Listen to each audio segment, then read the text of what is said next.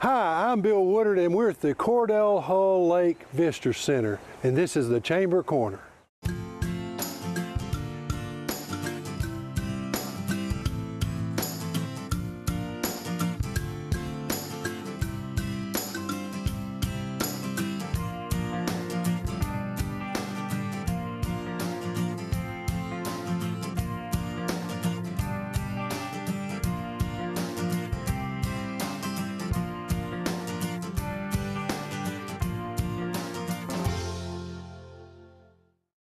Hey, Brad. Hey, Bill, how are you? I'm good, man. Come on down here. We're Sure. going to talk about kayaks. Great. I love talking kayaks. Yeah, it's a good season to do that, man. Oh, man, the weather's finally here. A beautiful day. Oh, isn't it gorgeous?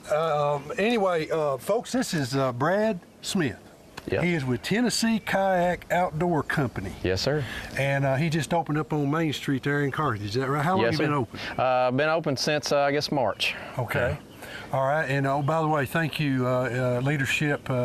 He came and picked us up, and he delivered us, and then came and picked us up. And we appreciate that. Well, yeah, glad to do it. The kids like that, and got some nice kayaks. It looks like they're all Jacksons. They all Jacksons, made here in Tennessee in Sparta.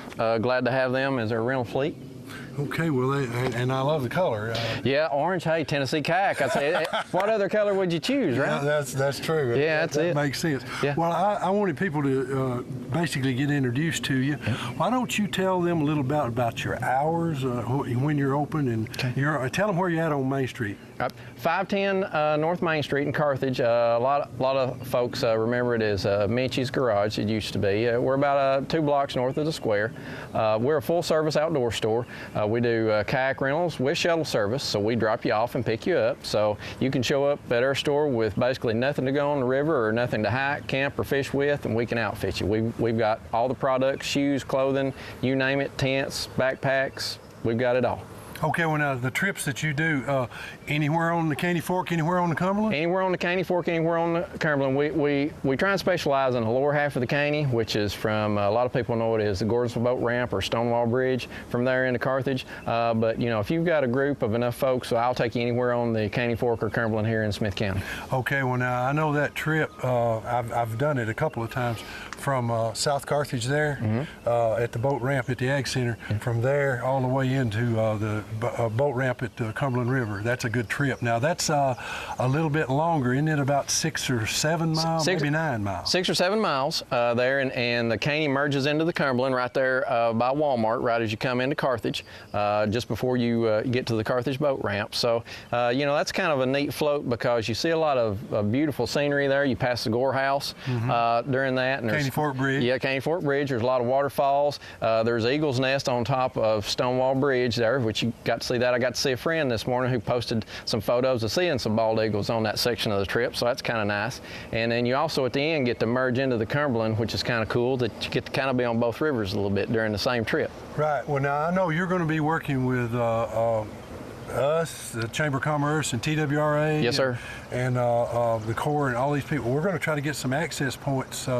I know right now you could float from Carthage to Rome and get out there pretty easily, and you could accommodate that. I could accommodate that. That's a decently long all-day trip, but at some point in the near future, I'm hoping to kind of push for a ramp at Lock 7 area.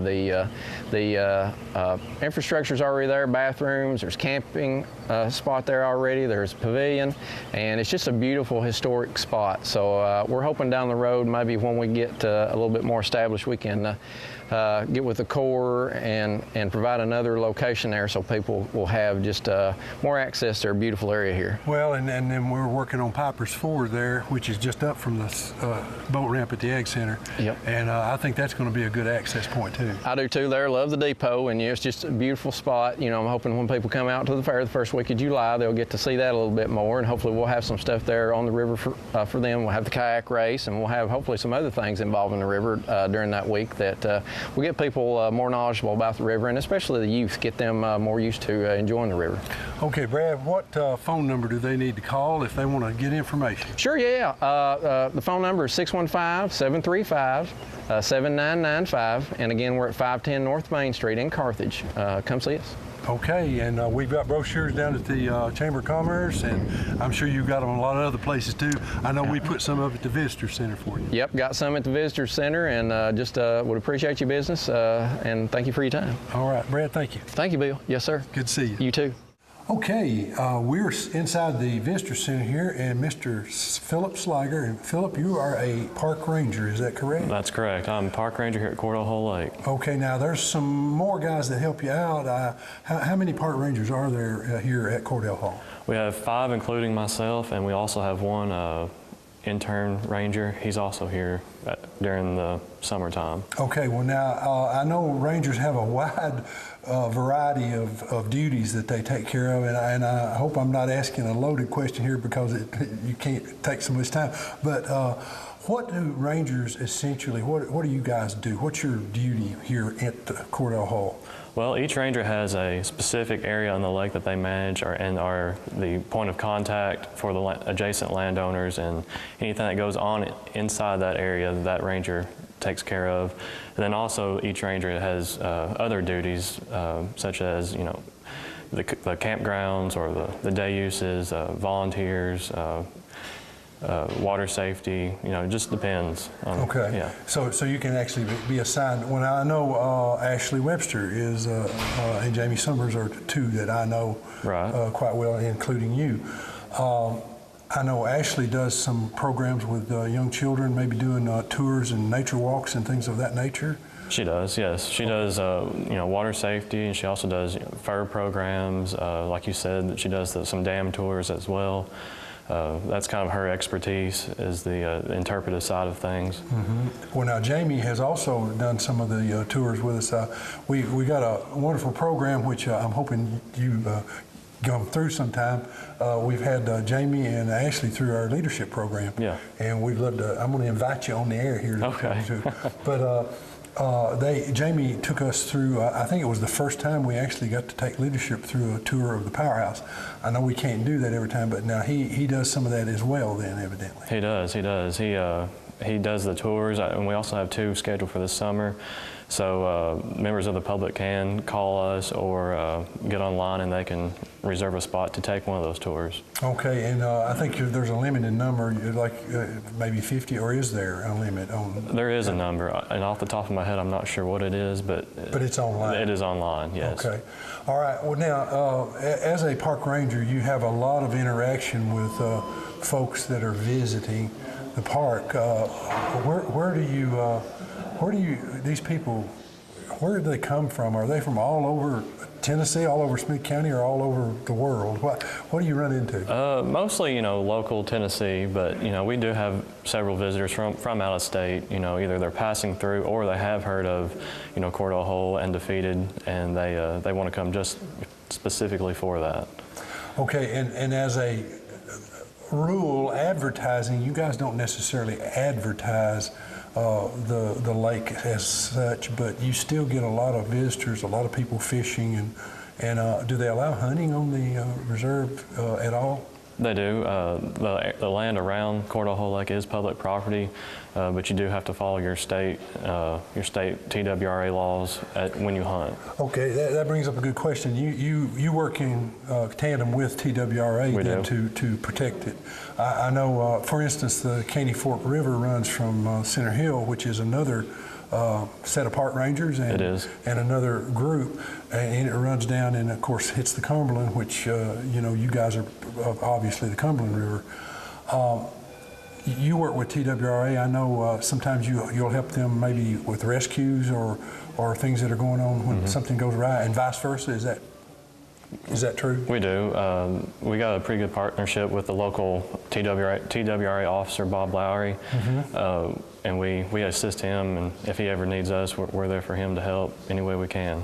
Yeah, Bob, we have a career fair over at the Ag Center for the high school students and some of the junior high, and Bob sets up a booth there, and he's very knowledgeable, and he's good to work with, and we're lucky to have someone like, well, hey, you guys and him. We are. He's a good one to work with. Okay, if somebody wants to well, let me back up.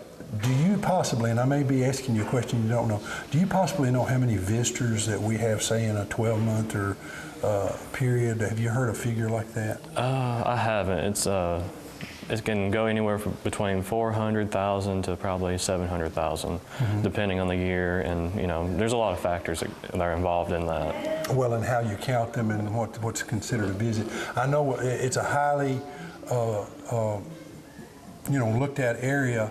The Defeated Creek Campground, now that's part of your guys' authority, right? It is, yes. Okay, and it pretty much, the day it opens, it stays full until the day it closes. Is that about true? For the most part, it does, especially on weekends. And of course, during the summer, it's, when everybody's out of school and everything, everybody wants to go to the lake, so it gets even more busier during the peak summer months. Okay.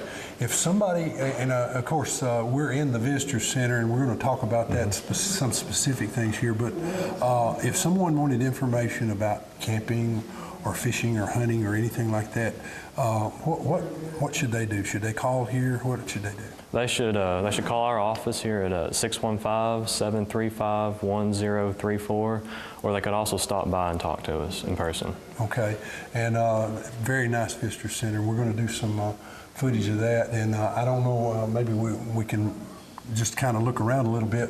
Behind us is a display. I presume that this is set up here all the time, but you take it places sometimes to show off? We can. It just kind of highlights the lake and kind of shows the different recreational opportunities that we provide here on Cordell Lake. Well, I like the way it's divided. Natural resources, water safety, hydropower, navigation, and those are things that you guys have to take care of when you're, because you guys operate the lock, is that correct? We do, yes, and the powerhouse as well. And the powerhouse. Okay, and again, there's a wonderful picture of it with all the gates open and everything. I hesitate to ask you the power output or things like that, if you got any of those figures in your head. I've got a lot going on in my head, but no, I don't have any of those figures with me. Well, I know it's a lot because you've got Center Hill Dam, you've got Cordell Hole Dam, I know Percy Priest, I've got myself in trouble here. What am I forgetting? Del Hollow. Del Hollow was the one I was trying to think of.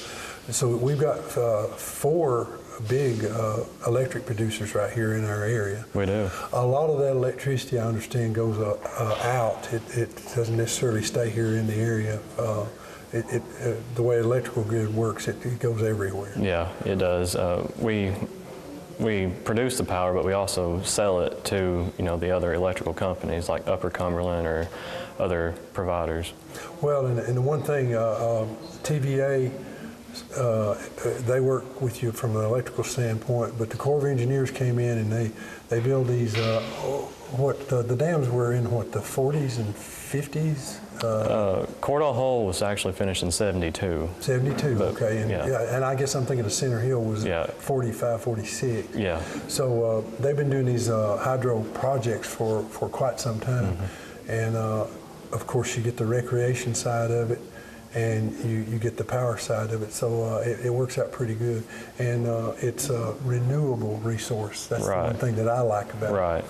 Well, Philip, is there anything that I haven't asked you that I should have touched on? Water safety, I know you mentioned that. Right. I guess the last thing I'd like to talk about is water safety.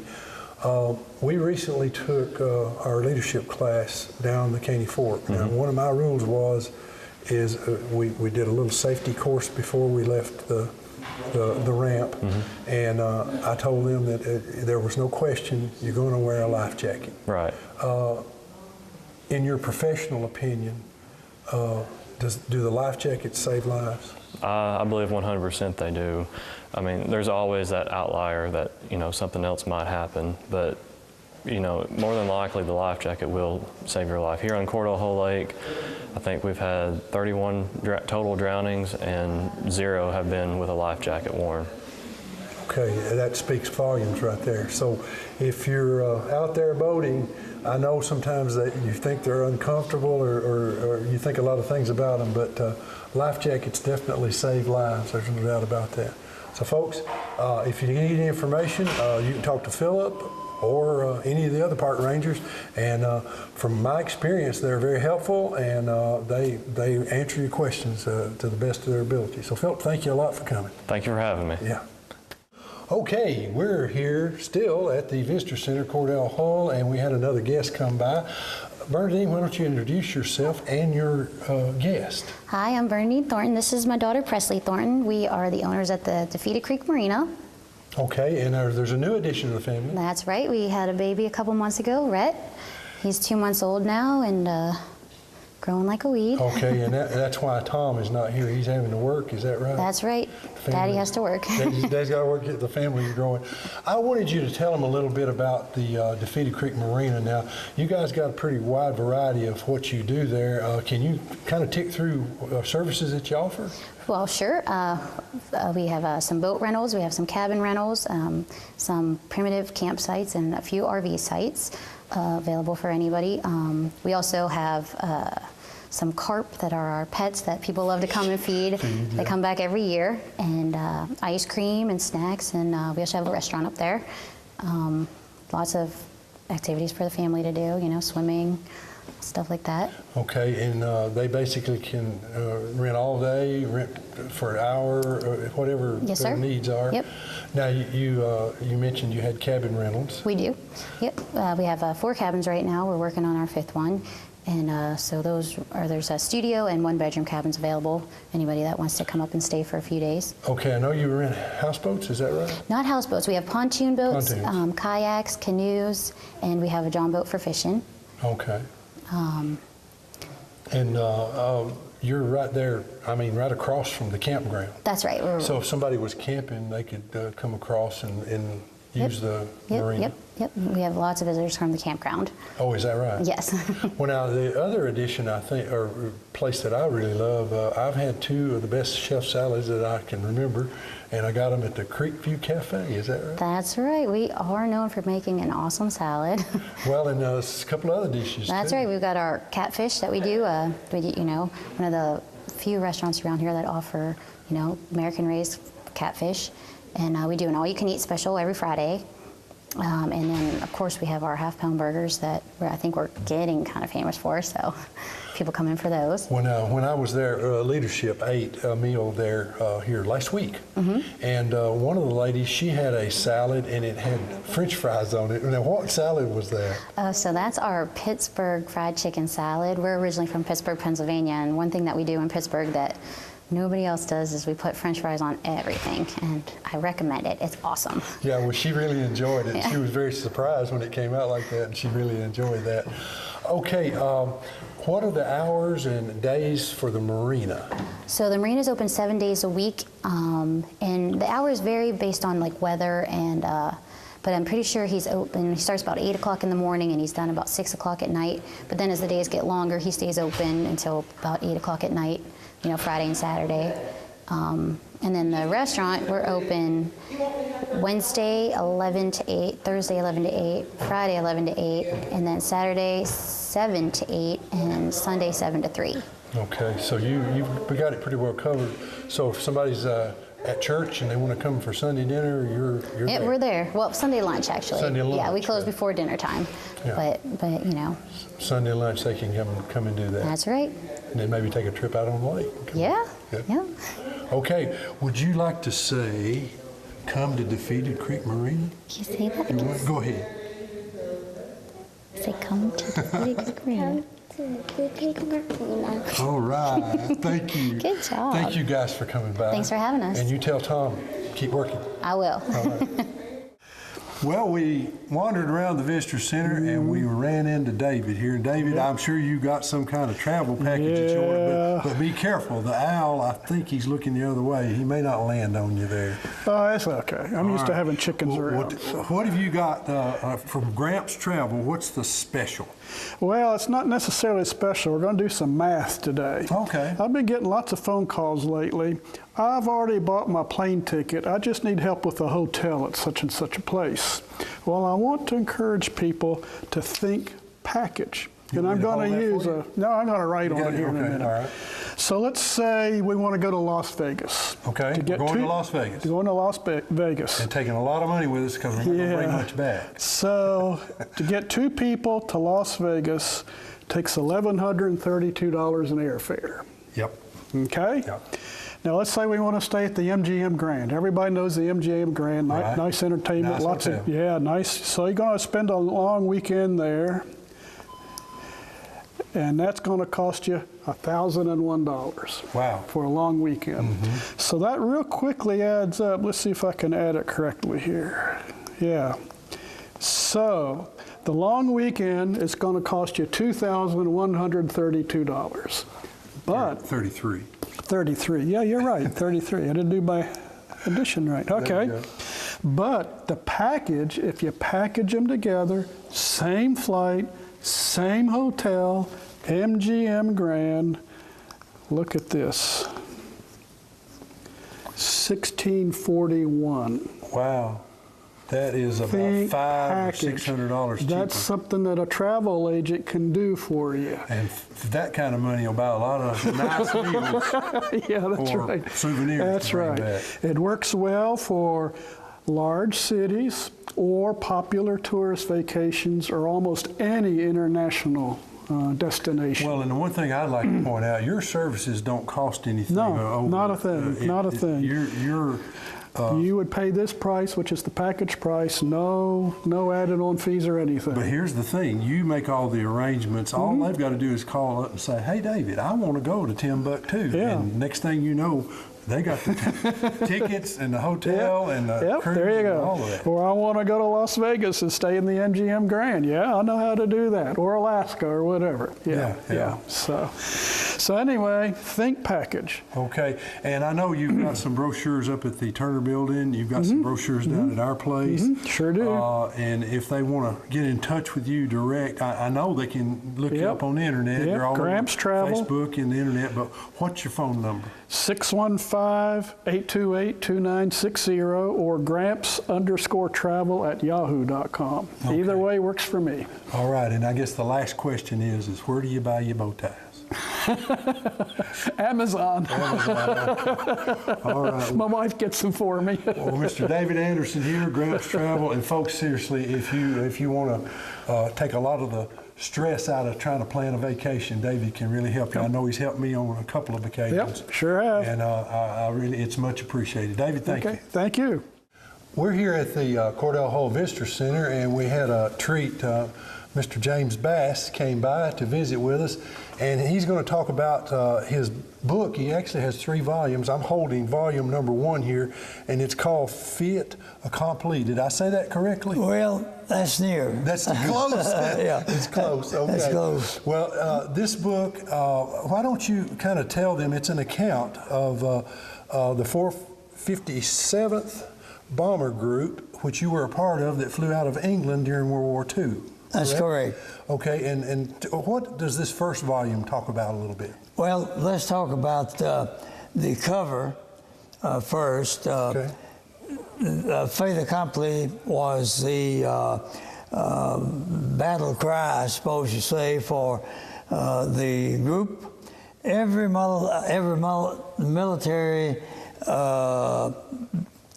group or every military organization had a FAIT ACCOMPLI. It was ours. Everybody had a code name or a name. We were the fireball outfit, and this is the emblem that represented our group. And the 4 emblems here would be the 4 squadrons that made up the group. So we were a B-17 group. This is a picture of a B-17, and we were part of the 8th Air Force, which was the largest military attachment in World War II. There were about bomber groups. Bomb groups were about 42 or 43, and about half that many fighter groups, and all the support. So that was who we were. And our group flew 236 missions during the war. We flew from February of '45 until the war ended in April of '45. Okay, well now, I know England was really being hammered by were Nazi forces, and it was really bad. But you related to me earlier that the Battle of the Bulge, when the Allied forces pushed through there and crossed the Rhine, I guess that kind of was a turning point. That was the final. That was the final straw. And that was about the time you arrived. So we started winning the war when they crossed the Rhine. Well, and you got there. Right? I take no credit. I just did what I was told to do. Well, and that's what everybody. You know, that's the wonderful thing. There was a book written by one of the newscasters called The Greatest Generation. Yeah. And I totally agree with that moniker or name that they give to you guys, because you guys accomplished something that you literally saved the world, and that is something that you guys did. Now, there's 2 other volumes. I know this is stories that were related to you by your friends and people that were in the bomber group. Well, partly. What I attempted to do when I started was to write a historical account of the group. It had never been done. Mm-hmm. So the first 150 odd pages are summaries of the missions we flew. Then I envisioned only a 1 volume. However, I began getting so many accounts from so many people and so many pictures. If I had put it all in volume 1, it would have been very large. It would have been too large. So I broke it down into 3 volumes. Volume 2 became a pictorial account of the group. It is primarily pictures. And volume 3 is accounts that different members of the group who had flown these missions sent to me. And I put that in volume 3, together with a few wives who gave me some accounts of what was going on back here. I got about a half a dozen English boys, who were boys back then, gave me accounts of what they were doing back then. And so I wound up with volume 1, 2, and 3. Okay, well now, there's going to be a book signing at the Smith County Heritage Museum. I believe it's on this Friday, or no, Friday the 19th? Friday the 19th, 18th, I'm sorry. 18th, I believe. I'm getting cues from off camera here, and thank goodness for it. Friday the 18th, there's going to be at 5 o'clock. There's going to be a book signing, and Mr. Bass, you're going to be there. I plan to be there. To sign the book, and we're going to try to be there with you. Of course, Ms. Pam Billington was the one that actually sent me the information. She's the chairman of the Smith County yes. Museum Board. Yes. And they have your book there, and if you're out and about anytime that the museum is open, you can pick up a copy of it, 1, 2, or 3 there at the museum. And I think this is a wonderful thing for us to have in the county, because Mr. Bass here, he's not going to agree with what I'm about to say, but these guys were true heroes, and they did save the world. And we appreciate what you did, and every one of the people that's in this book, we appreciate what you did. Well, thank you. But the heroes didn't get back. Yes, sir. I understand that. That's actually true. A lot of folks gave their lives for the freedom that we enjoyed. They did. They did. It was a tough battle that we fought, and the people who were here, who fed us the ammunition, and who made the planes and the vehicles, and they also participated. Well, it was an all-out effort. It was a national effort, and I think everybody came through, and it was a wonderful example of what we can accomplish when we work together. No That's doubt right. about that. Oh, we had to. We were not prepared for war in 1941. We were attacked, and it was only one thing to do, was to answer the attack. Yeah. And we did. So there were a lot of accounts coming out of the And in volume 3, you wonder, how did that guy live? Yeah, yeah. Well, there was a lot of acts of heroism that they need to be documented. They need to be told. It was. Incidentally, a member of the group designed that emblem, and I think that's a great job. He really knew how to use the paints. Yeah, and, that's beautiful, actually. Yeah, it is. I was in 748. This is 748. I was in, it was four squadrons to a group, and each one had a particular mission to do. And each crew member had a job to do, and that's what you did. Yeah, and you guys did the job well. Well, folks, if you want to be involved in this, Friday the 18th, you can go down to the Smith County Heritage Museum, and you can meet the man that wrote the book and get a signed copy, and you can talk with the folks there. And the museum has some memorabilia and some exhibits from the era, and you'll be able to see that as well. Mr. Bass, thank you. Got part of my uniform, by the way. Yeah, I saw that down there. Yeah. Thank you very much. Thank you, Bill. Can you still fit in the uniform?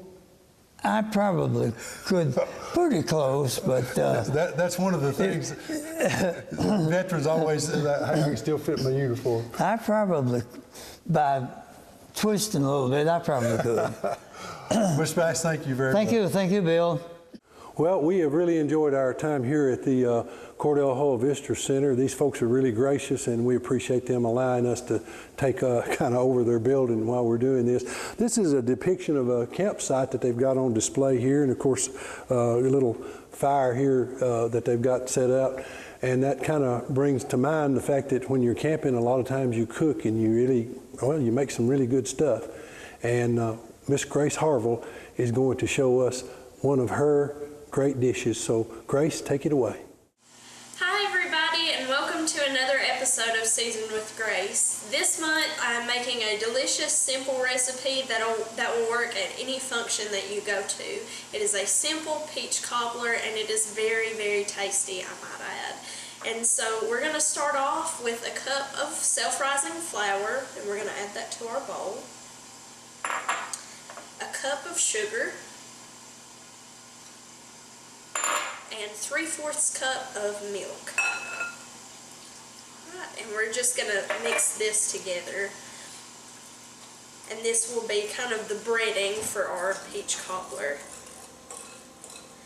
You want to make sure you mix everything together nice and well.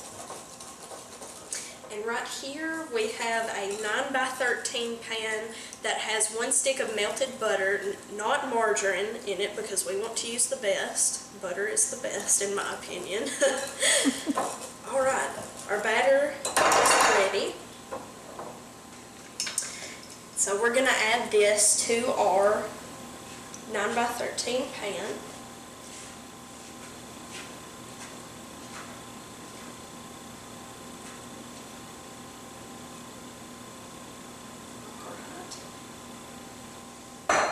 You just want to make sure that that's spread out in an even layer on the bottom of your pan.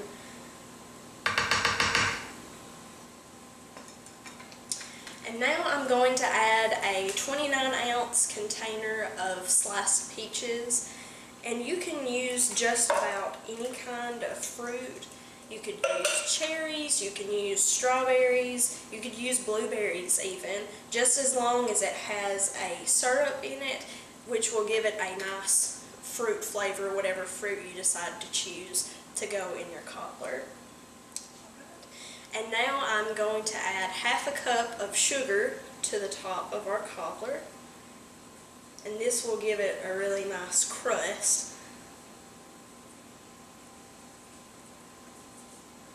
You want to make sure you get it all across the top of your cobbler. There we go. Now we're going to add it to our oven.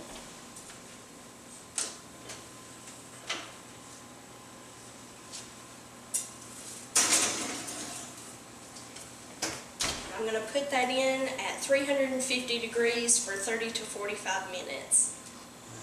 All right, our cobbler is finished baking, and now we're going to take it out of the oven. The smell of buttery goodness is in this pan, let me tell you. And now we are going to try a little bite of it. Let's hope I don't burn my mouth off. Let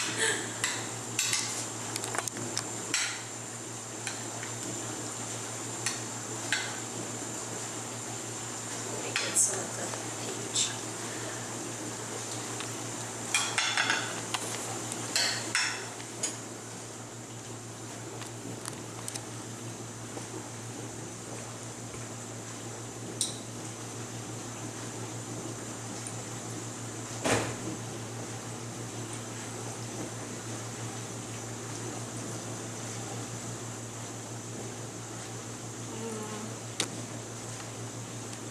This is so good, so easy, and so delicious. If you would like a copy of this recipe or any of the recipes that we've done on Seasoned with Grace, you can go to my Facebook page, Seasoned with Grace. I hope you all have a fantastic day, and I hope your day is seasoned with grace. We'll see you next time.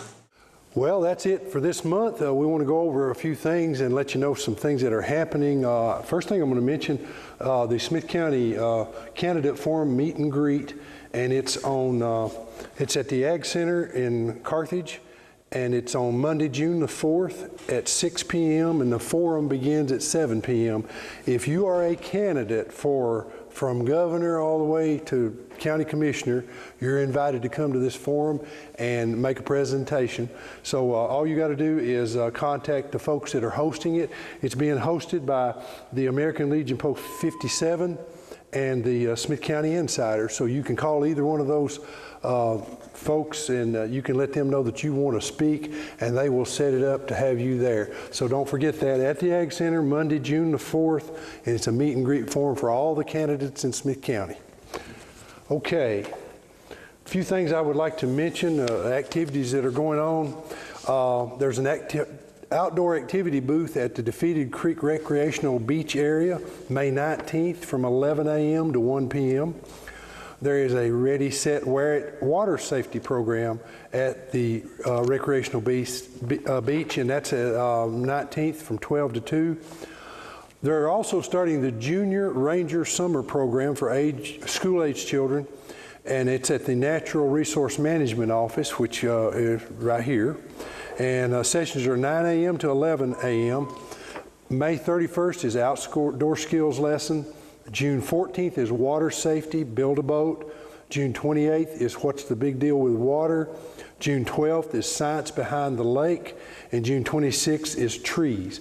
Now, if you need more information on that, you can call us at the Chamber, 615-735-2093, or you can call them here at the Corps of Engineers Visitor Center, and they'll be able to give you what information you need.